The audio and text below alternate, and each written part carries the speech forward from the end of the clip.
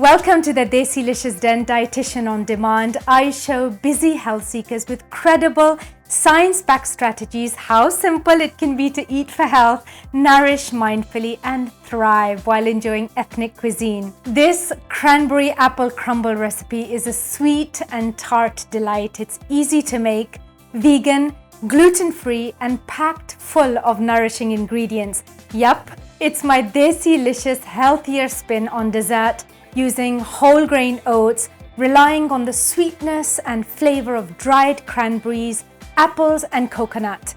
And guess what? It isn't loaded with added sugar either. No matter what season, this luscious recipe will satisfy that sweet tooth.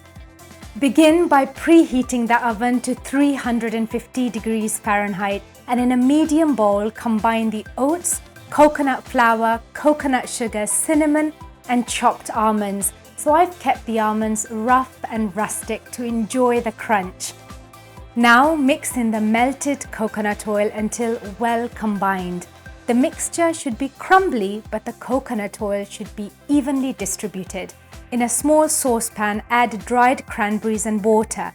Cranberries are naturally sweet, are cholesterol and fat-free, and very low in sodium. They offer a perfect blend of tart and sweet flavors. Now bring to boil and simmer on low heat for 4 to 5 minutes or until the cranberries are soft and plump. Dried cranberries are a good source of dietary fiber, about 2.3 grams per serving, which is 40 grams, and have similar sugar content as other dried fruits like raisins and dried cherries. Now you don't want to dry out the water. Some liquid will help when blending the cranberries to make the sauce. You'll notice, unlike typical crumble recipes, we haven't added any extra sugar to make the cranberry sauce.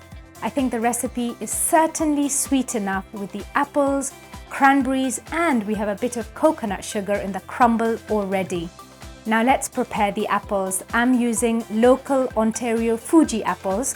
Besides being one of the sweetest apples, they're firm and hold really well in baking recipes. You could also use Honeycrisp or Ambrosia too. They work just as well.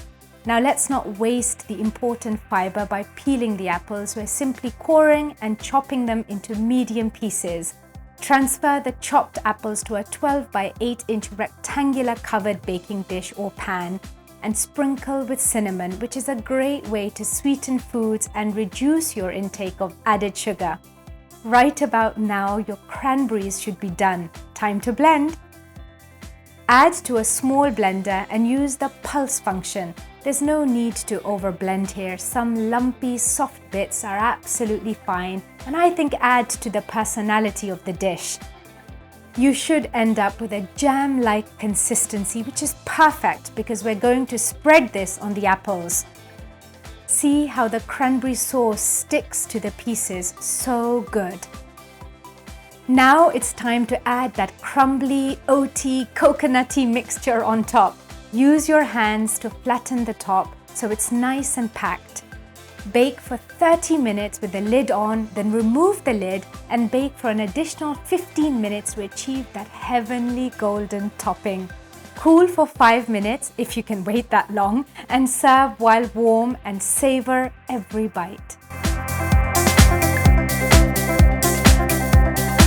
And if you like this video, give it a thumbs up and leave me a comment. I'd love to know what nutrition and diet related topics you want me to dive into next.